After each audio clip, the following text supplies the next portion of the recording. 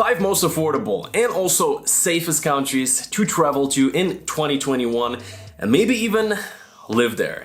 So first of all, my name is Dan, and for the past 4 or 5 years I've been traveling around the world, at this point close to 50 countries, and while in the beginning it was more about shooting travel content, seeing the world, now in the next 5 to 10 years one of my biggest goals is also to set up multiple bases. Maybe have a house or an apartment in that country, so big ambitions, big goals, and with that the focus is also, let's say, on keeping an eye open. Would I want to live here? How would that feel? Spending maybe a little bit more time talking with locals also. And also all of the 5 countries that I'm gonna list today are open for travel right now, more or less. Some with no restrictions at all, some with some in place. I'll talk a little bit about that, but also always up to your research. But this video is also supposed to be a little bit timeless, so if you're watching it years from now, I still think these 5 countries are definitely great places to consider. With that, my number 1 for today, in no particular order necessarily, is Turkey. So you see, I actually never really was eager to travel to Turkey. It was always on the map. I was like, at some point I'm gonna pass through. I had a lot of friends from like Eastern Europe, Ukraine, Belarus, Russia that I knew that are going there, watching their stories, good buddies of mine, and it always looked cool. But they also stayed at like bigger hotels. While there's nothing wrong with that, I am more like of an adventurous type of traveler. Unless I have to get stuff done, then I just like to have an apartment or a hotel. And it didn't really intrigue me, but with 2020, most places being closed down, Turkey was one of the most liberal with their entrance requirements, and at some point you didn't even have to have a COVID test, they're letting in almost everybody. That was like during the summer, autumn season, and that's also when I was there around August, September, I believe, yeah, September mostly. And I have to tell you, I've been blown away by the one part of how affordable it was. Like in Istanbul, main city, in the city center, you go out for a coffee, maybe for a meal, you pay like $3-4 in a nice restaurant on a rooftop. And also, everything was pretty easy. Like the tourism is very, very well developed, while that has its ups and downsides. Like taking a bus from one city to another, taking flights. Like I was flying from Istanbul to the city of Dalaman at the coast, nice towns like Fethiye, Kaş, super beautiful places. I flew there for, I think, like around $10-15, and you know, obviously you have to be a little bit flexible with your dates. But also what I liked about Turkey is how developed it is from a standpoint of remote working. Like the cafes are almost like a full-fledged co-working space, some of the places I've been to, and also people from all over the world. So I think always a big factor if you spend somewhere a little bit longer, not just a week or two. It's also cool to have people to connect with common interests, and Istanbul especially was a city where I just noticed there's people with all types of different interests from all types of different cultures and backgrounds. So that is really cool, and I think everybody could get comfortable there. While I hear from some people, well, I'm not sure if I want to go to Turkey. I want to travel Europe more, and I had a lot of European vibes in Istanbul. Many people also say, you know, there's the European side, there is. So overall, I would say in many ways underrated, and as far as I know, if you want to stay there long term, they also offer residence permit opportunities. If you really are serious about it for a long-term time, something worth looking into. For me personally, I totally see myself spending there at least a few months in the future.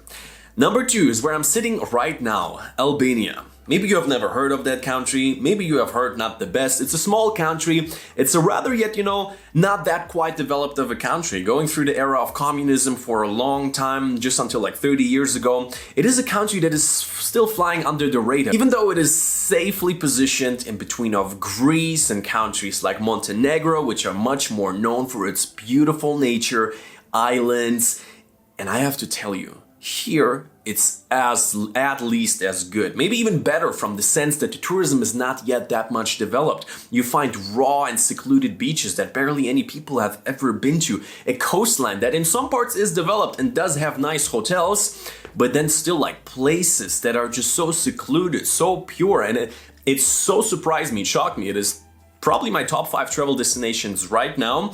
If you are in for a little bit more of an adventure. Like, what you have to keep in mind is that even though some roads are amazing and they just built them like this last year, there are still some roads where the infrastructure is a little bit tricky. Also, a lot of construction going on. So I'm not sure exactly from where, let's say, the investment is coming from, but like I'm right now sitting here, I've been traveling for the past month around here. They are building a lot. The capital city, Tirana, is connected with a lot of cities very, very well.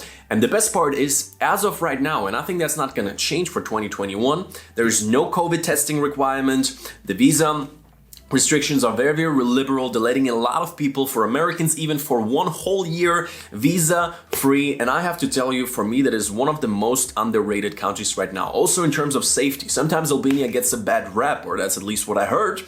For maybe some crime happening outside of Albania by people that are maybe in some way connected to the country. But here within the country, I also talked a lot to locals. Like low-level crime is extremely uncommon. People here are also very nice, very welcoming. They love seeing tourists. They're very proud of their country, its nature, its heritage, its history. And I have to tell you, I really didn't expect it. I spent here, I think at this point, close to 4 months in the past year, just because it has been the best base in terms of COVID. The places are not too busy, there's barely any restrictions, and even in the winter, the nature is still amazing. Extremely beautiful. Just check out my travel vlogs. I've shot here close to 30 videos at this point. Albania, extremely underrated, and I also know it's fairly easy to get a residence here if you want to stay longer. I just talked to a guy yesterday, he's been living here for 2 years, so definitely extremely underrated and extremely affordable. One of the most affordable places going out, renting apartments.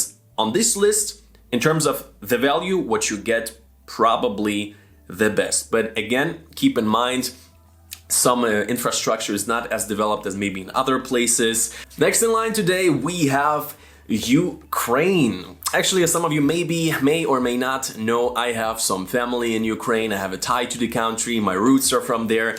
And traveling back and forth, I see some good development in the country. People are ambitious. People are eager, maybe potentially to align themselves a little bit closer with Europe. And in the sense that I think there's future in this country. I was maybe even myself considering maybe to set up one of the bases up in quoting before, maybe in Kiev. Kiev, a big city. Again, people from all over the world, even though it doesn't meet the eye at first.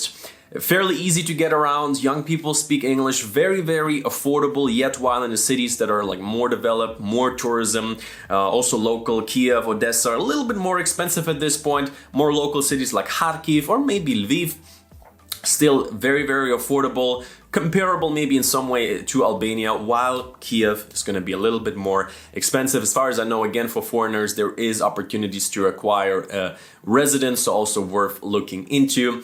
A lot of different cities. Odessa is at the Black Sea. Kiev has a lot of history, a lot of big churches. So overall, a cool place to visit. And that goes also the same for other Eastern European countries in the area, like Romania or Bulgaria. Both countries I've visited, haven't spent that much time there yet, maybe plan to do so.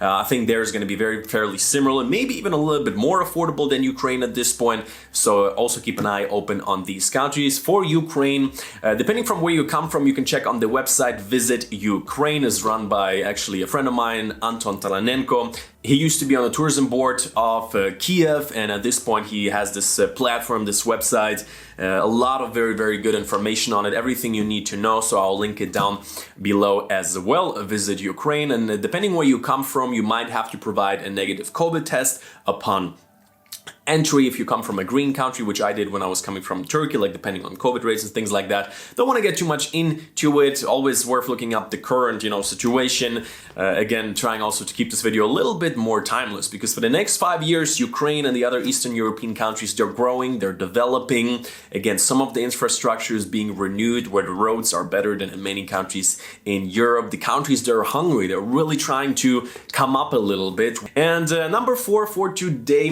is gonna be Serbia. Very similar to everything I said, kind of like for me a mix out of a Balkan culture and vibe, but also feels very, very European while being super affordable. Belgrade, probably one of the best cities in terms of value. When I was there, unfortunately, the weather wasn't the best, so I think I haven't gotten the full experience yet. I really liked it. Infrastructure very nicely developed. You have everything you want, bigger malls, super nice cafes, nice apartments, and all of that for a fraction of what you would pay in a city that looks very similar. Like some people I heard are saying like some corners of Belgrade looks like Paris, but believe me, you're gonna pay less than half for everything in Belgrade and Serbia, especially if you leave to the smaller cities. Same thing. Serbia, for the longest time, also during COVID, didn't have any COVID testing requirements upon entry. So I've spent there for 1 month. The flights have been fairly easy. I enjoyed it and I look forward to going back. I also know some people that have a residence there, even some people that foreigners who set up their business there. So definitely something worth looking into if you plan to not just spend maybe a month or 3 months, which is very easy with all of the countries that I've listed on the top 5 here. And the last one on the list, a little bit further away, is gonna be Bali. So for some time I've been considering to go back to Bali. I was looking into it and they didn't let anyone in. And Bali right now is partially open if you acquire a business visa. From what I heard from some of my friends traveling there in the past few months, it's not that hard. You have to apply for it, you have to provide some information of what you're doing, pay around, I believe, like $300 to $500. But if you're planning right now to have a base for a little bit longer, maybe for a month or two, and also what I heard is that because there's not that much tourism right now in Bali, which is very unfortunate for the local people, obviously, the prices for you, if you're gonna visit, are gonna be much lower. So some people said by staying 2 or 3 months there, the visa cost got kind of like leveled out. And I spent this one, I was twice in Bali, last time for 2 months in total. And I really like it mostly from the community perspective. I think some people call Bali the LA of Asia just because there's literally everything. Very interesting place, whatever you are into or want to develop in your life in terms of remote traveling, remote living or long-term traveling. I think Bali, obviously for everybody, a very good base. You have to provide a negative PCR test. So out of all the countries I listed today, it's probably the one that is the most tricky, but I might even consider doing it this year. We'll see. So today's list have been really countries where I speak out of personal first-hand experience. It's not something that I just researched randomly on the internet, put up a top 5 list and put it out here on video. It's countries that I visited in the past year that I keep a close eye on and that I think that definitely for the next 5 years will be worth going to, worth having as a base for a few months or maybe even long term. I think I'll shoot another video, something like top 10 best countries to live on, like maybe $1,000 a month or something like that. And if you're new here, well, I think you get the idea by now what this channel is about.